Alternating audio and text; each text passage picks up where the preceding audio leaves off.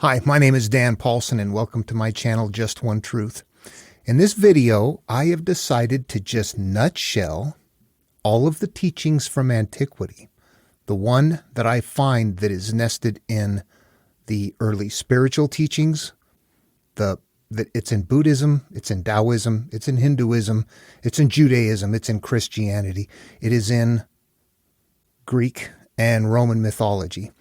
There is a teaching that is what Joseph Campbell and others called the hero's journey, the monomyth, the one teaching that is inside of everything. And I've done my own work on identifying what that is, and through just a lot of observation and sheer repetition, what emerges as a repetitive pattern, it's a procedure being used to nest a teaching at a deeper level in all of these teachings that are stories that have a bigger outer surface. Think fable, Aesop's fable. There's a story there that carries a teaching. That's what's happening in all of these. They're just different genres of story. In this video, I'm just going to tell you what they all are teaching. Now, not all of them teach exactly everything here, but when you combine it all, this is, as near as I can tell, everything that I have found using the procedure that I use. No supernatural. And it's about the person, and it's about the person's psyche. Let's start there. Okay, and I said psyche there, and what I want everybody to know is that they didn't have that term. They not only didn't know what the brain was, but the Egyptians were digging it out of the mummies, digging the brain out of the nasal cavity and throwing it away. That it was not something that they wanted to keep. The heart, the organs, the sense, that is what they thought. When we feel and when we think, those are the two things that we know we have and that they had. Today, we take for granted the subconscious mind and how it works and how we get conditioned and how we work on autopilot. We understand that our brains and that our experiences and our perceptions at any moment in time affects glands in our body, that affects our endocrine system, that affects other parts of our body, that creates sensations inside of us, that causes us to feel happy, angry, fear, depression. All of those things that occur inside of us, we know that today. They didn't know that. So as they're telling these stories and they're describing things, they're describing it in ways that sound kind of foreign to us. We just have to update that and understand that what they were talking about is the same thing that we see and understand. We're just using different words, and I think we know the brain and the subconscious, where they often thought mind or carnal mind, your thinking mind, this part right here that is your immediate consciousness, and then whatever else was going on back there must have been heart, soul, spirit, any number of possible things that they were using to describe what was going on. They saw the process, they just didn't know subconscious and networking and that part. If we just call that our psyche, that's something we can interact with. You can't interact with your heart. You can interact with your thoughts, which affects the way you feel, which makes it sound like you're taking care of your heart. But really, it's all happening up here. So that's where we need to go. And yeah, supernatural, if you bring that with you, I'm not going to. You can maintain that if you want to, but I can't. It allows you to come up with answers that are non-demonstrable, and I won't do that. There has to be a science to everything. I will, however, go so far as to say that there are things that happen that appear to be supernatural, and they're kind of small things. An example I had was, as a youngster, I heard in my head once, "Larry's dead." That was my brother. I was just leaving the house out the back door to go out and play with him and go find him. He was out there alone, and I was catching up to him. That's when I heard it, and I found him, and he was dead. What made that happen? Those are the things that I would pursue in life. They're anecdotal stories. I don't need anybody to believe that. That's what I use to understand that there is sometimes something that goes on. We can sense emotions. We can feel each other's feelings sometimes. It's a group dynamic that I think we don't understand very well, but that we do experience, and we can see the experiences of it. We know when people are in big groups doing things together, learning having fun, doing activities that the joy and the fun that you have is in excess to what you could have on your own. Championship games. It can go both ways. It can be people that go out and protest that get caught up and they get angrier and angrier and angrier. And they're doing it as a group. There's this whole dynamic going on that isn't just physical. I think it's a sensation thing.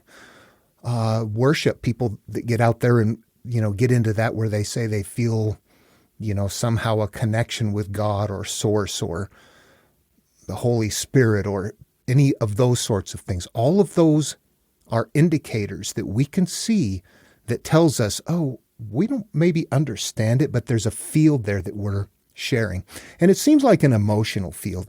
It seems like if we were evolving and we could kind of have a flock capacity, we've got our 5 senses that we can see, but perhaps that capacity to sense fear. And I mean to sense each other, to sense from a distance. If somebody sees a lion coming and they have a visceral, that radiates out, and everybody that is good at picking this up will sense it. And what do we have? We have the development of that sense of knowing, the third eye, what we look at today and go, what is this magical, mystical thing from the spirit world? And I think ultimately what it is that it is our environment and the field of humans around us and the experiences that we are sharing with them that come directly into our consciousness, but kind of from the back door instead of the front door. And by that, I mean, we don't see it, smell it, taste it, touch it. We don't interact with it in the physical world. It just comes into our head like a dream or from something outside. So it looks like a magical, mystical thing, but I believe it's just right on the outside edge of our physical capacity, but still within our mental capacity. I do want to say that I don't think that field is, that we don't interact with it very solidly. That there are times you become aware of something and you think, wow, that was lucky. How did I know that? You sensed something. But there are other times where it didn't work, where you didn't sense something happening. And I believe there's reasons for that too. I think that another thing that we need to consider is that thousands of years ago, they had relatively simple lives. They may have had frazzled minds like we do today. But what would it be? They might have 5 to 10 things going through their mind repetitively, where we have like 10,000 things. Also, we evolved to survive our environment. In this field, in this area, there really wasn't danger. Nothing was coming at us from that energy world. It was just something that allowed us to share emotions, a field, before we had language. And that as we develop language, that sometimes, the concept of death can be put in my head. It's not that Larry's dead came through space, but the idea that he was Larry and that he was dead was something that came from my head. The knowledge of the experience would have been something that was available in that field. And that's where I would have gotten that from. And I can infer that. I can also say there was ghosts. There was some kind of, I could infer things that are supernatural that I won't do. You can see what I just did there, though, is I found a way to explain it in a natural way without invoking something that allows you to go to other weird places as well. I'm going to keep this very grounded. The inner teaching is very grounded. I can assure you that along with that supernatural idea that you leave it behind because it will prevent you from making progress is also the idea that anybody from antiquity was some sort of a special person. They all taught that we're supposed to do what they are doing and more. Ultimately what I want to be clear about here is that at no point in time did any of those teachers from antiquity say, worship me, and I got this. I don't have to explain that anymore. If you're on board with this, you already know what I'm talking about, so we can just move on from that. There is something besides 5 senses, and I believe that's just a big field that humans functioning together, we all are all creating that field and existing within that field. The farther you remove yourself from that field, I think the less you're affected by it. The more you're in it and the more people that are around you, the more you're in that noise. And it's not just physical, it's a sensation. And I think that we struggle to understand how to interact with it. And, imagine an aroma, a smell, good, bad, whatever, and it's in an area. And if there was no wind and it stayed there, it would be strong in the middle. And the farther you moved away from it, the more the smell would dissipate. Same would happen in a sound the farther you move away. Imagine the same thing happening, only you can't see or, sense it. You can't visualize it, but that we have this energy field that we're putting out that is invisible. We're interacting with it, but we don't interact with it in the physical world. Very small amounts of the entire universe is physical. Most of it is energy, and that we can't interact with it. We don't see it. We can measure it. We can find instrumentation to look at it, but by and large, there is no empty space. The physical stuff is the little part. That's where we exist. The big part where we don't exist, I think we overlap into it, just a small amount. Anyway, okay. That having been said, if you're familiar with Taoism, that is the way. That is the Tao. That's the flow. Your life, as you're moving along in motion, you're in that field. And the quality of your flow in that field is dictated by what you are, the quality of the mind that you have developed. Lao Tzu called it naming things. If you turn that in upon yourself, that means deciding upon your life experiences when you have them, and you're putting them away as good, bad, judgment, shame, whatever. You've gone from this pure infant that has the capacity to channel anything, and you become filtered into this person that can only channel what you make yourself. So from your environment, wherever you live in the world, the way that you think, the way that you feel, the way that you have stored your memories dictate the flow through the field. Very specifically, what that is what you have decided emotionally that it is. And it's more than that, but it's really anything that is derogatory. You have to look at your life and see what's happening and what's coming off course. Those are the things that you're holding inside of you that are bringing you off course. If you were raped or molested or something like that, you might be ashamed. You might feel in some way that you need to hide that away. You're going to continue to experience shame as a result. If you've judged a people to be a certain something and you don't know that, but you believe that, and you will continue to experience life in such a way that continues to prove out to you. It isn't true. You just prove it to yourself all the time. These are the things that we bring with us that become a part of who and what we are, that when we get to a point where we realize, oh my God, I have got to stop. I want to change. I realize that my life is unfolding because of the way that I have put things away up here. And if I change the way things are up here, then it changes the flow of my life. That is what all of them are teaching right there. How to do that, how to forgive, how to let go, how to not live life with anxiousness, how to let go of your past. That's the hero. Every one of those stories, you take the story, but that is what's nested inside. It's going in and taking all of the things that you have decided along the way and change the way you feel about them. That's difficult, huh? Think about that. There might be reasons that you feel very hurt about something. And what's difficult is letting that go. And the only way you can do that sometimes is coming to the understanding that, oh, as long as I'm holding on to that, it's only affecting me. It's causing my life to flow in this way. And it's causing things to continually cycle around those experiences. We have to drop our ego. humility, be humble. Those are terms that all mean the same thing: letting go and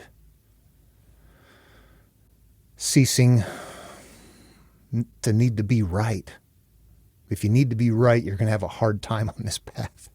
You got to be able to see that what you're dealing with is the emotions that get in the way of the changes that you need to make. And it prevents us from making progress.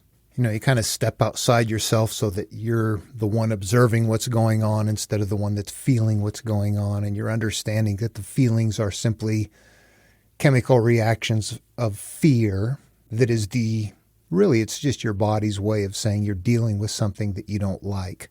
And in this case, there's no reason to have that fear, but it's what your body is going to provide. And honestly, the harder you have it hidden away, the more fear you're going to feel and the worse the problem is. It's kind of a compounding thing, but it's also something that's observable. So you find ways of easing it to step back from it. And well, anyway, I'm getting into kind of the healing processes that they don't talk about. And the journeys that they have, it's slaying demons, destroying giants, your enemy, your characteristics, your past, the things that you bring with you that hurt your life. Those are the weeds in your garden. Those are the skeletons in your closet, or the demons that possess you. There's all manner of metaphor and analogs that are used to describe that process that is at once a mental process. And all of those things are, when we dial it right down to it, they are the perceptions that we hold of our experiences. You can't change the experience, it's there. You have to change the way you feel about the experience.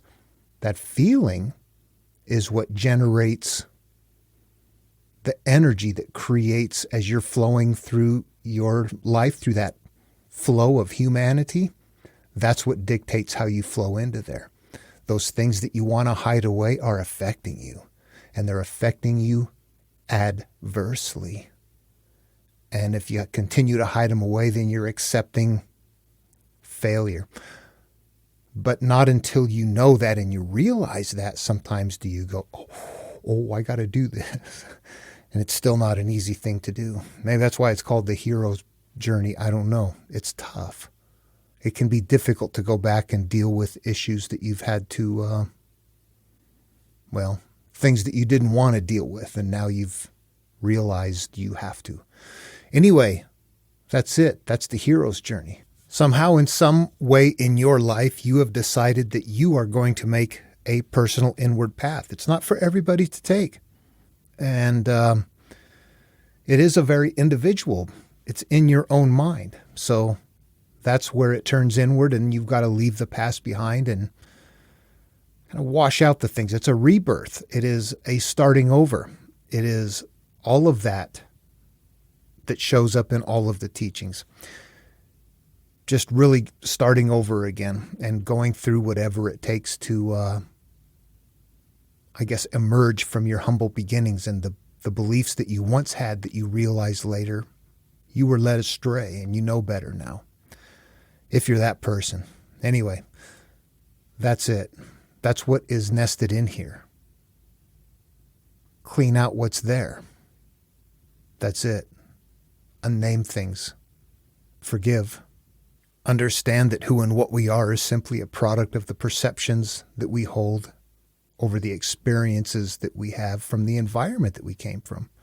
If we were raised around the world, we'd have a different belief and different experiences. So be aware of that what what we are and what we act out sometimes are our experiences, but we're not really those experiences. When we are not aware, then that's exactly what we are.